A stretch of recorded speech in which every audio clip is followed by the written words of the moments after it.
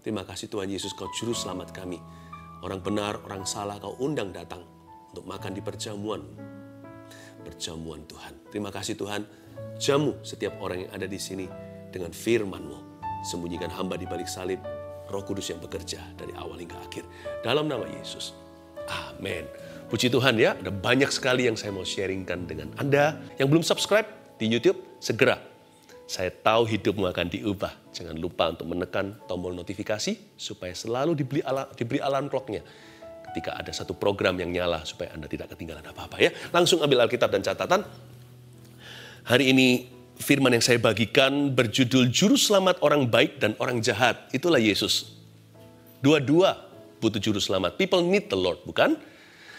Lukas pasal 15 ayat 11 sampai 24. Juru selamat orang baik dan orang jahat di Alkitab kita judulnya perumpamaan tentang anak yang hilang. Yesus berkata lagi, ada seorang mempunyai 2 anak laki-laki. Kata yang bungsu kepada ayahnya, "Bapa, berikanlah kepadaku bagian harta milik kita yang menjadi hakku." Lalu ayahnya membagi-bagikan harta kekayaan itu di antara mereka. Bermula dari ayat yang ke-11, 12, seorang bapak dalam perumpamaan Yesus punya 2 anak laki-laki, si bungsu dan si sulung ini melambangkan Anda dan saya. Si sulung itu alim sekali dari kecil, nggak pernah berulah. Itulah anak sulung bapak. Orang baik di dunia. Tapi si bungsu ini memang jahat. Ini anak gak keruan, ini anak cepat rusak.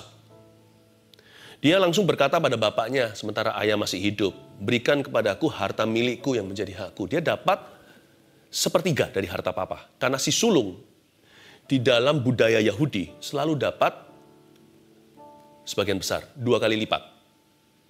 Jadi kalau total harta ayahnya sekian, dua kali lipat itu adalah milik daripada si sulung. Tapi meskipun demikian, karena sang bapak kaya, jadi si bungsu dapat banyak duit, fresh cash lagi.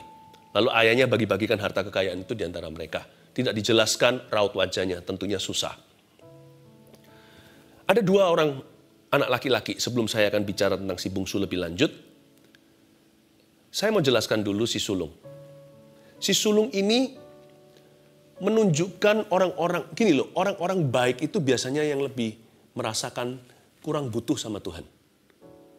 Sebenarnya dosa mereka terselubung.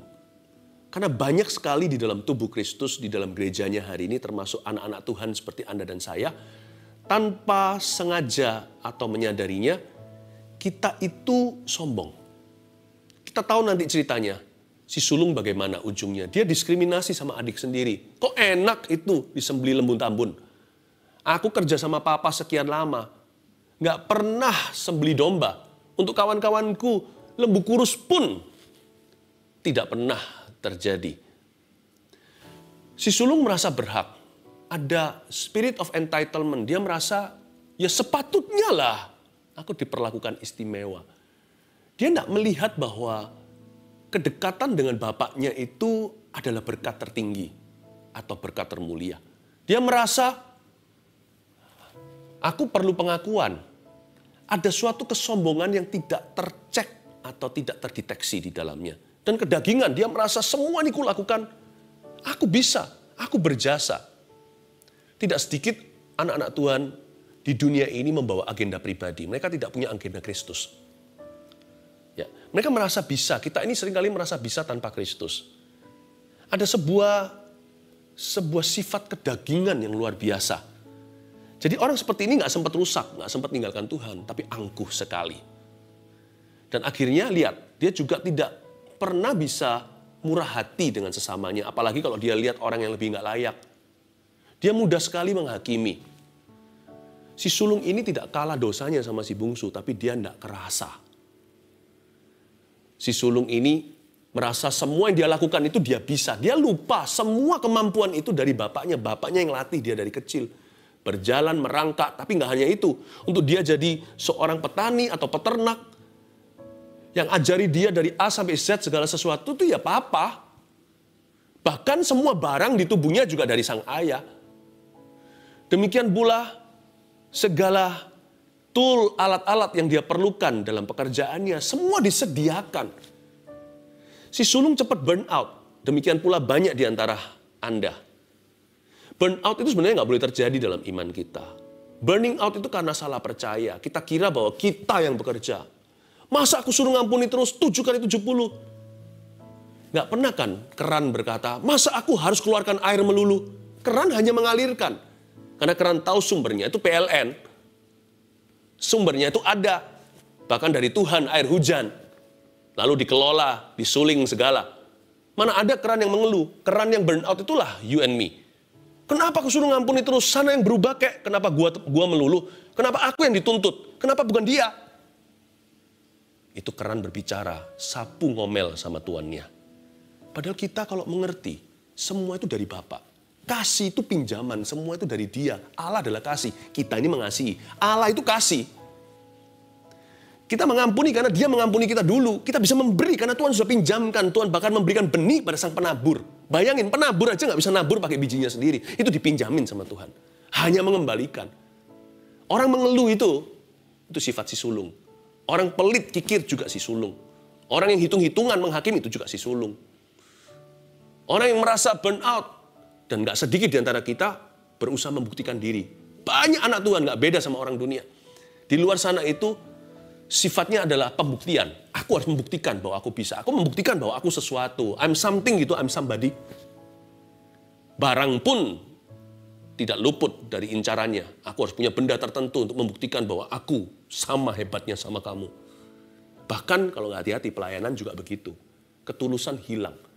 When we serve God, God we serve. It's God we serve, not we. Not ourselves that we serve. Bukan kita sendiri yang melayani diri sendiri. Kita nggak melayani, kalau kita melayani seseorang, orang itu yang kita layani. It's never about us, bukan kita. Banyak kita hidup seputar diri kita. Poros kita itu seperti bumi berputar-putar pada porosnya. Kita berputar-putar pada diri sendiri. It's always about me, me, me. Itu si sulung. Tapi Tuhan itu sayang ya, Tuhan itu cinta ya. Si bungsu apalagi? Si bungsu ini dosanya vulgar. Jadi si bungsu ini hanya mencintai dirinya. Dia nggak pernah mencintai bapaknya. Dan ketika dia akhirnya kelaparan dan dia membenci dirinya, persis di depan makanan babi, bapaknya tetap mengasihinya. Waktu si bungsu mencintai dirinya, bapak tidak membencinya. Waktu si bungsu membenci dirinya, bapak tetap mengasihinya. Luar biasa ya, kasih bapak itu tak bersyarat. Dan ketika dia butuh bapaknya ada di sana. Kalau saya lihat, kita ini punya Tuhan yang dahsyat. Juru selamat kita itu baik. Relevan buat sulung maupun bungsu. Kita pasti jatuh di salah satu kategori hari ini. Jangan jadi anak sulung ya. Jangan jadi anak bungsu. Please, hanya jadi anak Tuhan. Bisa? Hidup jadi plong. Segar. Legawa. Enak. Enteng. Kuku ringan. Ketika aku mencintai diriku, engkau tidak membenci aku. Namun ketika aku membenci diriku, engkau mengasihi aku. What a wonderful God we have. Saya nggak mau kasih seperti biasanya poin-poin gitu dalam pengajaran. I just want to talk about the Father's love. Saya hanya mau bicara tentang kasih Bapa. Karena lewat firman yang saya bagikan ini, Anda akan sembuh sendiri. Ini bukan firman pengajaran. Saya mau ngobrol sama Anda tentang juru selamat saya. Ya, juru selamat Anda. Orang baik, orang jahat, orang benar, orang salah diundang sama Roh Kudus untuk saat teduh. People need the Lord. Semua manusia, setiap orang membutuhkan Tuhan. He loves you. He loves you. Kalau bisa saya repeat sampai akhir daripada acara saat teduh. I do that. He loves you. 3 kata ini, dia cinta padamu, bisa menyembuhkanmu. Kasih tidak pernah gagal. Dia minta bagian harta miliknya yang menjadi haknya, lalu Bapa memberikan. Ayat 13. Beberapa hari kemudian anak bungsu itu menjual seluruh bagiannya itu lalu pergi ke negeri yang jauh. Di sana ia memboroskan harta miliknya itu dengan hidup berfoya-foya. Setelah dihabiskannya semuanya, timbullah bencana kelaparan di dalam negeri itu dan ia pun mulai melarat. Timbul bencana kelaparan, mungkin enggak secara harafiah dalam hidup kita. Buktinya barusan sebelum saat teduh sudah makan malam. Atau kalau yang nggak live ini, tadi kan sudah sarapan. Bencana kelaparan ini juga bisa diartikan secara rohani. Apart from Christ, di luar Kristus, kalau kita jauh dari Tuhan ya hidupnya, dan kalau kita tidak mau tinggal dalam kasih Bapa, namun dalam keangkuhan hati kita sendiri, sehingga kekristenan tidak menjadi hubungan pribadi, tapi menjadi roh agamawi, sadari, rohmu lapar. Ini bukan lapar, haus lapar akan kebenaran. Ini kelaparan karena jauh dari Tuhan. Rohmu lapar. Nggak bisa bahagialah, percayalah. Bahagiamu semu. Sementara saja. Hanya memiliki barang, ada thrill atau adrenalin yang keluar. Hanya berapa hari, kemudian jadi biasa lagi. Hanya Tuhan yang bisa mengenyangkan. Ada satu ruang di dalam hati setiap kita yang persis plek, pas dengan size-nya Yesus. Yang tidak terukur itu. Persis dengan wujudnya Tuhan. Tidak bisa diisi dengan harta, pengakuan, rekan, kawan, pacar. Tidak bisa diisi dengan cinta dunia. Bahkan tidak bisa diisi dengan keluarga. Only Jesus can fill that part of your heart. Waktu Tuhan Yesus mengisi hatimu, segala sesuatu akan mengisi tempatnya sendiri. Karena Tuhan itu kalau nomor 1, nomor 2, 3, 4, 5, seterusnya. Berada pada tempatnya. Makanya ada kata-kata, semua indah pada waktunya. Bukan waktu yang membuat indah, nyanya. Tuhan membuat segalanya indah. Sehingga hidup Anda bermakna. Bencana kelaparan mulai melanda si bungsu. Ayat 15, lalu ia pergi dan bekerja pada seorang majikan. Di negeri itu, orang itu menyuruhnya ke ladang untuk menjaga babinya. Wow. Seorang majikan di negeri itu dia bekerja untuk orang itu. Siapa seorang majikan di negeri itu secara rohani di sini berbicara pada kita? Itulah setan. Satan is a very cruel master, the most cruel master one can have. Setan, iblis, Lucifer itu adalah tuan atau majikan yang paling keji yang pernah ditemukan di dunia ini, si ular tua itu. Kalau kita melayani dosa, dialah tuannya. Kalau kita hidup dalam kegelapan, dialah tuannya. Kalau kita hidup dalam benci, roh kepahitan, dialah tuannya. Jangan berkata, aku enggak pernah ikut gereja satanis kok. Enggak usah. Gereja satanis yang begituan malah hanya satu etalase saja dari produk-produknya. Yang lebih bahaya adalah diabolos itu, the accuser. Si iblis itu pendakwa umat kudus Tuhan siang dan malam. The father of liars, the father of lies himself.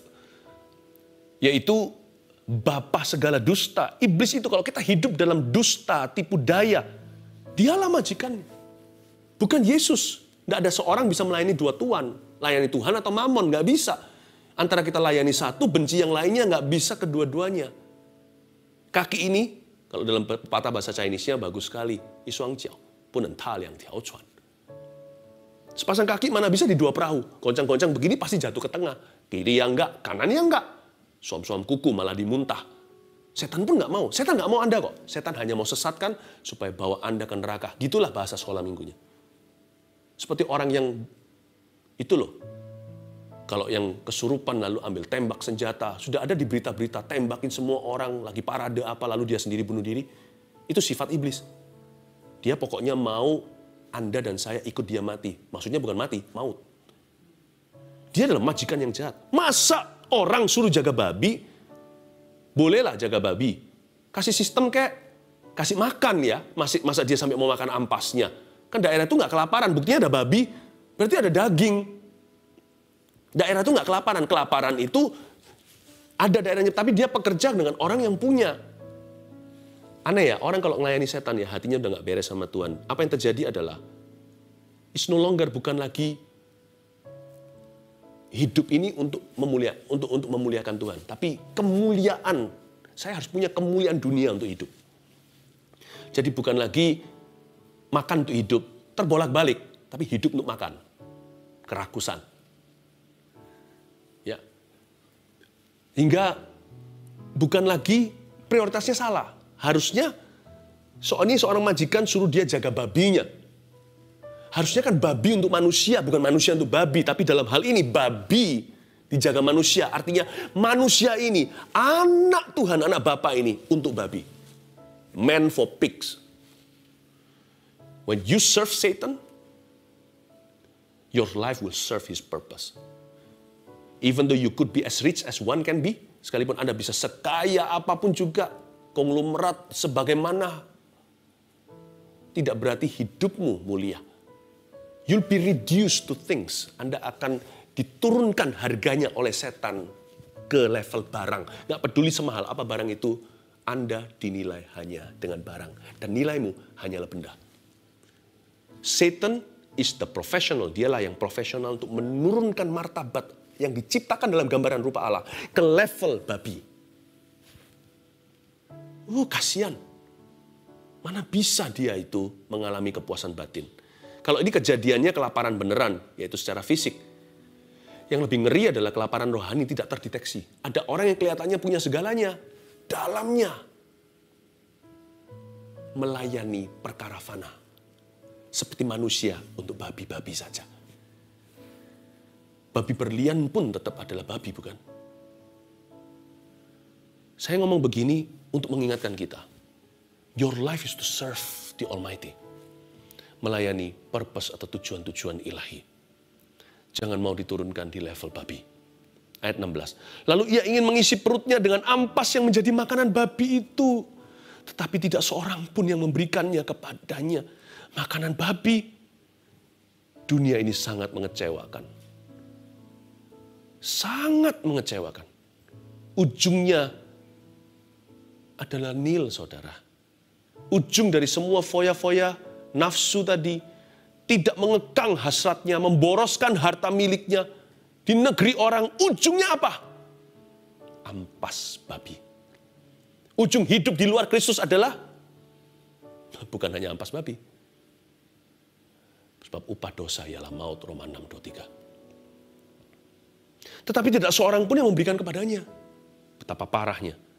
Lalu ia menyadari keadaannya, katanya. Indah ya. Ia menyadari keadaannya. Ini di ayat 17 berarti ada the presence of the Holy Spirit. Ada kehadiran Roh Kudus. Di daerah ampas babi itu. Di tempat tergelap. Di gerbang neraka itu pun ada kehadiran Roh Allah. Kalau nggak gitu, dia nggak mungkin insaf akan dosanya. Dia bisa menyadari keadaannya. Itu Roh Tuhan sedang bekerja. Apa keadaannya? Apa yang dia sadari akan dirinya? Ia menyadari that he was lost and dead to sin. Dia itu sedang tersesat. Dia menyadari bahwa dia sedang mati. I once was lost, but now I'm found. Was blind, but now I see. Dulu aku hilang, sekarang ditemukan. Dulu aku buta, sekarang dapat melihat. Dia sadar betapa butanya dia sekarang. Betapa tersesatnya, betapa banyaknya, ayat 17 berikutnya, betapa banyaknya orang upahan Bapakku yang berlimpah-limpah makanannya, tapi aku di sini mati kelaparan. Dia tiba-tiba ingat pegawai papanya, betapa banyaknya orang upahan Bapakku, tiba-tiba dia mengeluhkan ayahnya yang selama ini dia abaikan. Dia berkata, papaku itu majikan terbaik, gak ada sebaik ayah saya. Aku gak pernah lihat master, tuan, majikan, bos seperti dia. Saya bisa bayangkan bapaknya itu seperti Boas. Waktu datang ke pengirikan, datang ke ladang, ke sawah, dia sebut, dia panggil shalom, pegawai-pegawainya menyambut dia dan berkata, damai sejahtera Tuhan, kemakmuran bagi Anda. Seorang yang baik hati, yang bergaul merakyat dengan semua. Dia bilang, upahan Bapakku loh diperlakukan seperti anak. Aku ini anak orang diperlakukan seperti hewan. Dia menyadari keadaannya, betapa banyaknya orang upahan Bapakku. Dia sadar bahwa papanya the best master in the universe. Majikan yang paling bagus di seluruh dunia ini. Saya beritahu ya, Yesus adalah Tuhan yang paling baik dalam hidup ini. Don't serve any other. Saya ngomong dengan orang-orang yang selama ini menyembah apa yang mati. Aku punya Allah yang hidup. Aku panggil dia Aba ya Bapa, rohnya tinggal di dalam diriku. Namanya di sini. Namanya tidak kelihatan. Di dahiku tertulis nama Kristus. Aku telah diselamatkan. Kalau Anda belum, segera. Kalau Anda mundur, ya ampun, kembalilah Tuhan ampuni. Kalau Anda suam-suam kuku selama ini, kenapa? Kenapa sih? Kenapa harus suam-suam kuku? Engkau melayani majikan yang paling baik, kenapa burn out? Bukannya harus sukacita. Melayani Tuhan itu selalu manis.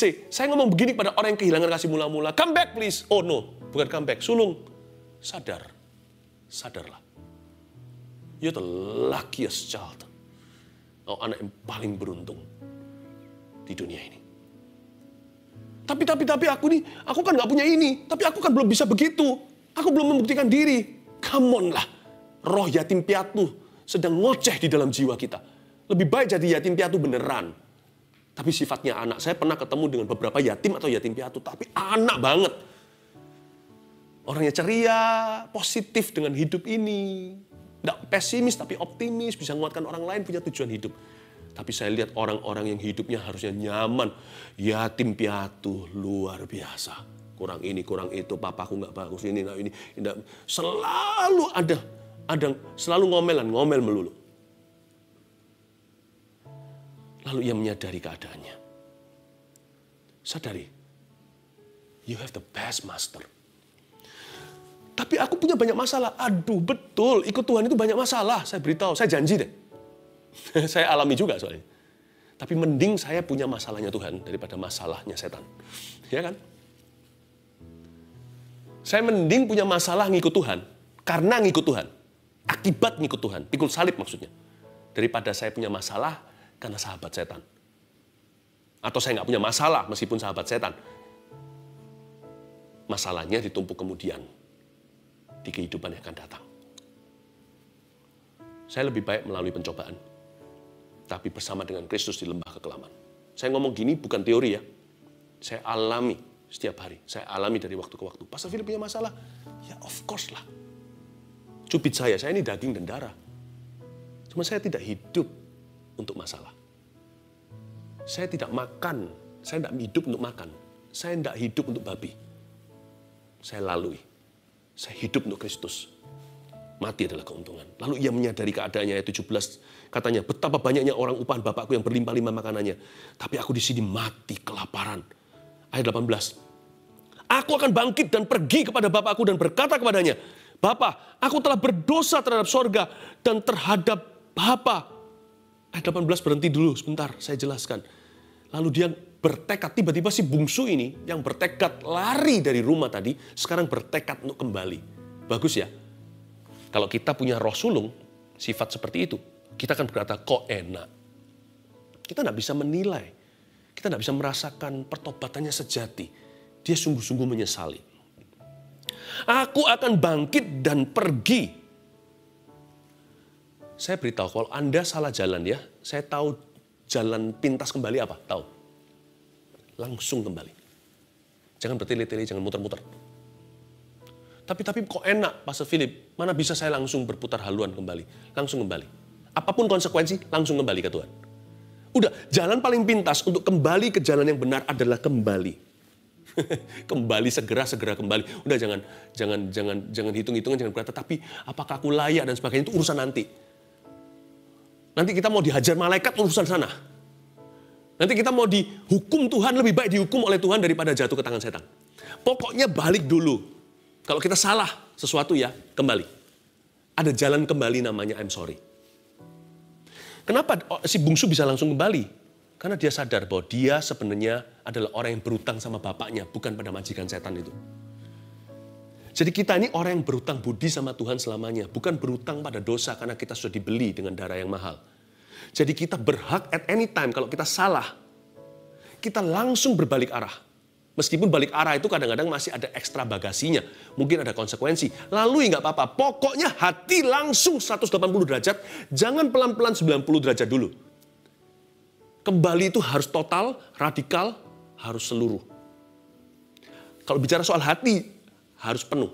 Jangan separuh-separuh jalan, setengah-setengah meskipun tetap ada prosesnya. Dalam kehidupan ini ada yang instan, ada yang tidak, ada yang progresif. Yang penting hatinya kembali dulu ke Tuhan.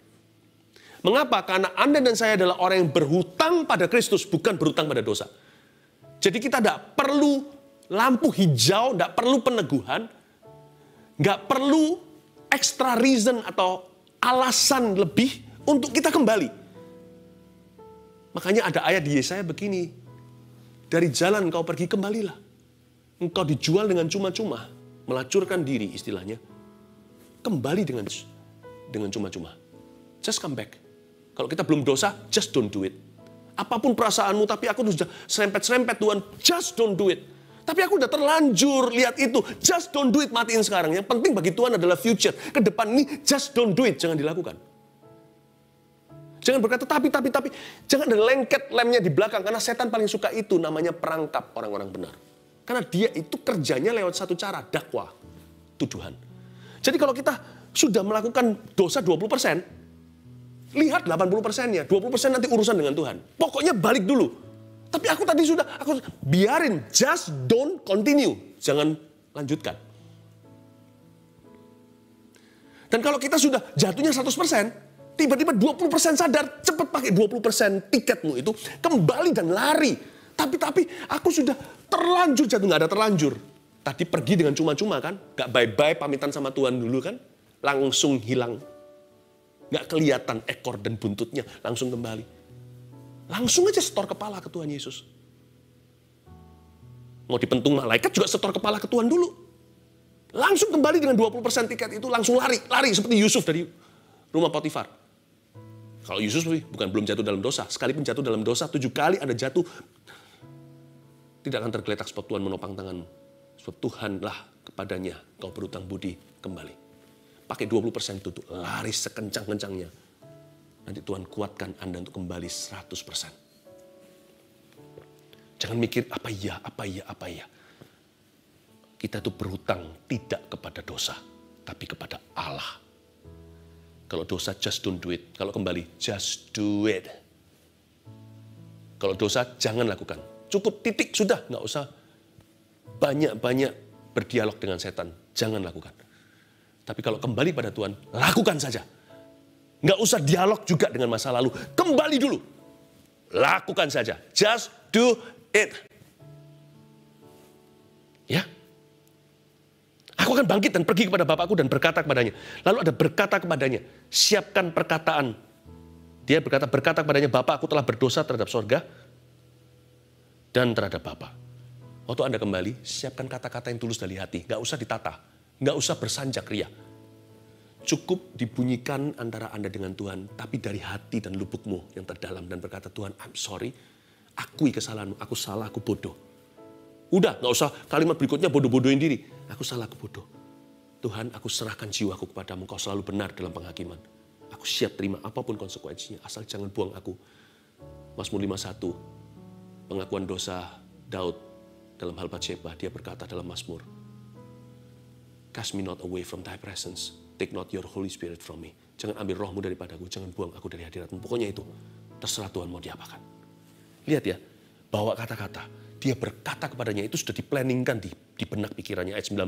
Aku tidak layak lagi disebutkan anak Bapak. Jadikanlah aku sebagai salah seorang upahan Bapak. Dia minta dijadikan salah seorang upahan. Itu upahan harian, bukan upahan tetap. Itu pegawai yang gak menentu. Dia berkata, Tuhan, Bapak, aku kembali dulu. Apapun konsekuensinya. Jadi kalau Anda kembali itu, berkata, whatever the consequence, give me the strength to bear. Yang pasti aku mau taat mulai hari ini, apapun konsekuensinya. Dia sadar bahwa dia bisa saja ditolak, bisa saja menjadi salah seorang upahan Bapak. Tapi karena dia sangat mengenal hati Bapaknya, dia berani datang karena dia tahu dia tidak akan ditolak. Tapi dia jadi apa, dia nggak tahu nanti kemudian hari. Dia berkata, salah seorang upahan Bapak aja, asal engkau menerima aku. Apapun konsekuensinya, gak apa-apa asal aku tidak lagi jauh daripadamu. Maka bangkitlah ia ayat 20 dan pergi kepada bapaknya. Ketika ia masih jauh, ayahnya telah melihatnya. Ini yang terkenal ya dari cerita ini. Lalu tergeraklah hatinya oleh belas kasihan. Ayahnya itu berlari mendapatkan dia, lalu merangkul dan mencium dia. Ayah itu berlari mendapatkan dia. Garis bawah itu, selalu ada kasih dulu sebelum pertobatan. Bahwa Anda dan saya masih bisa bertobat ketika salah, itu pun bukti bahwa kasih Allah masih ada. Pertobatan adalah hembusan dingin sejuk daripada kasih itu, membuat kita nggak tahan di ampas babi. Berlari mendapatkan dia, kasih Tuhan itu memulihkan. Ayat 21, kata anak itu kepadanya, Bapak, aku telah berdosa terhadap sorga dan terhadap Bapak. Aku nggak layak lagi disebutkan anak Bapak. 21 garis bawahi kata anak itu. Loh, tadi kan sudah dicium sama bapaknya. Dirangkul, bapaknya berlari mendapatkan dia. Terus ngapain anak itu masih berkata-kata, sekalipun Anda sudah dijamah, sekalipun kita sudah diampuni, tetap kita perlu mengaku atau pengakuan dosa. Suami istri berantem, suami yang salah, pernah kasar katakan. Meskipun mereka sudah baik-baik, udah rangkul istrinya, I love you, dan sudah diterima, tetap si suami hutang sesuatu dan berkata, honey, I'm sorry. I'm sorry yesterday, I was rough on you. Sorry ya, kemarin aku kasar sama kamu. Hubungan kita dengan Tuhan itu kan seperti pernikahan. Seperti ayah dan anak juga. Seperti hamba dan Tuhan. Jadi kalau Anda masih perlu doa, doa itu gampang kok. Nggak perlu diatur, apalagi kalau sendirian. Apa adanya. Saya kalau doa juga nggak seperti ceramah, saya ngomong apa adanya. Kadang-kadang salah, taruh kata-kata, it's okay, normal, saya pun juga. Kata anak itu. Jadi tetap perlu pengakuan ya. 1 Yohanes katakan gini, barang siapa mengaku dosanya, Tuhan itu setia dan adil, akan mengampuni kita akan dosa kita, menyucikan kita dari segala kejahatan kita. Jadi ada ruang dalam iman kita, hubungan kita dengan Tuhan, namanya pengakuan. Confession of sin. Kata anak itu kepadanya. Dan sebagainya, ayat 22. Tetapi ayah itu berkata kepada hamba-hambanya, ini indah. Saya jelaskan signifikansinya. Ayah itu berkata kepada hamba-hambanya, lekaslah bawa kemari jubah yang terbaik. Kata jubah yang terbaik di situ adalah jubah terakhir yang dia pakai sebelum dia pergi. Ternyata digantung dan di laundry sama papanya. Disimpan kalau anak itu kembali. Isn't our Father wonderful? Lekas bawa ia kemari. Kemari jubah yang terbaik itu bukan beli lagi. Kapan papanya beli lagi? Boro-boro pergi shopping. Papanya dak-dikduk hatinya. Merasakan kapan ini anak kembali. Kan dia punya hak bebas bukan? Everyone has free will choice. Termasuk di hadapan Tuhan. Kita semua punya pilihan bebas sebagai manusia. Tuhan tidak pernah memaksa. Bawa kemari jubah yang terbaik, itu jubah terakhir yang dia pakai. Itu loh yang sudah di dry clean, yang di lemari, bawa sini. Udah wangi. Pakaikanlah itu kepadanya dan kenakanlah cincin pada jarinya. Garis bawah itu ingat dulu nanti saya jelaskan. Cincin pada jarinya.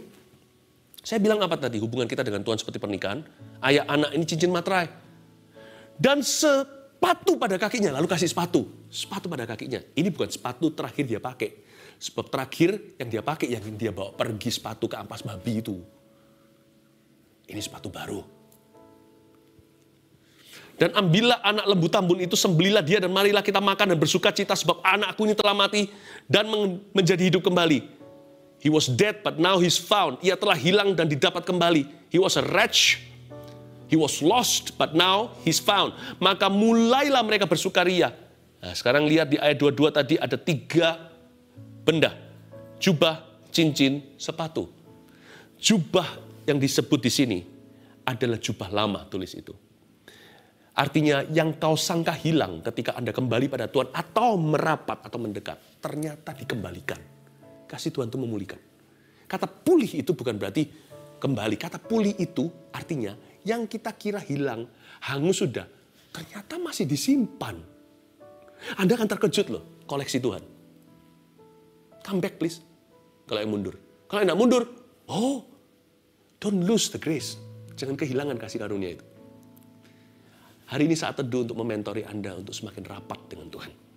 Jubah lama yang kau sangka sudah dibuang, ternyata masih ada. Kaget Anda nanti. Ternyata selama ini aku kira ini pasti Tuhan ambil daripadaku. Enggak, masih ada di sana. Lalu cincin pada jari. Sebelum cincin saya ngomong sepatu. Sepatu ini sepatu baru, sepatu yang lama dia bawa pergi. Sepatu baru ini maksudnya plan B. Plan B-nya Tuhan. Tuhan kasih sepatu lagi. Kamu mulai lagi ya sama aku. Ada hal-hal yang dikembalikan, ada hal-hal yang dimulai baru. Ini sepatu baru, plan B. Tuhan gak hanya punya plan A. Bukankah Tuhan yang mencipta alfabet? Meskipun Tuhan melakukan itu untuk menghukum orang-orang di Menara Babel, tapi ya jadi bahasa bukan? A, B, C, D, E, F, G. H-I-J-K-L, M-N-O-P. Terus lanjutkan sendiri. Bayangin aneh kalau semuanya plan A. A. Coba bicara semuanya. O, I, E, semua ganti A. Kan aneh. Saat tadah. Bukan saat teduh. Untung ada E, untung ada U. Tuhan punya plan B. Tapi kalau Anda sudah di plan E, jangan sia-siakan. Tapi kalau Anda rasa sudah hangus sesuatu, plan B Tuhan itu sama indah. Saya ngomong begini bukan supaya kita ringankan dosa. Konsekuensi itu ada. resikonya tinggi. Tetapi Tuhan punya kesetiaan itu tinggi, lebih tinggi sekali menjauhi langit. Melebihi langit maksudnya. Plan B, saya mau beritahu, Tuhan punya rencana indah dalam hidupmu. Seterpuruk apapun kondisi bisnis Anda, sejatuh apapun Anda secara moralitas hari ini, kalau Anda mau kembali, apapun konsekuensinya, God has a new plan for you. Tuhan punya rencana indah bagimu. Cincin. Cincin itu artinya Roh Kudus gak pernah meninggalkanmu. Cincin ini mengatakan bahwa kita itu dimateraikan. Roh Kudus gak pernah hilang dari kita. Buktinya loh, ditunjukkan sama Bapak, cincinmu selalu ada meskipun tidak kau pasang di situ. Buktinya waktu kau ada di ampas babi ya anakku, siapa menyadarkanmu? Cincin supra alamimu, meterai Roh Kudus, ya anakku. The Holy Spirit never, mungkin dia grief atau mungkin didukakan, mungkin dipadamkan, tapi dia nggak pernah meninggalkan Anda. Lalu terakhir di sini, maka mulailah mereka bersukaria. Nggak perlu nanti tunggu sampai semuanya baik, sampai dia kembali diterima. Belum lagi nanti ayat-ayat berikutnya, dia harus lalui kokonya yang nggak terima. Lalu belum lagi nanti pegawainya, gimana pandang dia sebelah mata, ini loh anak yang rusak. Enak aja dan sebagainya. Nggak perlu tunggu apapun. Jangan mikir terlalu panjang. Kalau hati sudah kembali, kesusahan sehari untuk sehari, pengharapan pun baru setiap pagi. Kalau Anda sudah kembali hari ini, Anda tahu ku di tanganmu, di hatimu, di dalam rencana dan pikiranmu. Bersukarialah, maka dikatakan mulailah mereka bersukaria. Anda berhak untuk bersukacita now. Kalau Anda yang kembali now. Kalau orang lain yang kembali, Anda yang sulung bersukacita now. Nggak tahu nanti dia jadi apa, apakah nanti dia bisa berhasil, nanti apakah dia bisa setia. Pokoknya happy dulu kita hari ini bersukaria. Thank you Tuhan. Orang ini hilang kembali atau aku dulu tersesat namun ditemukan. Mulailah bersukaria. Saya berdoa hari ini, sukacita kembali di hatimu. Amin.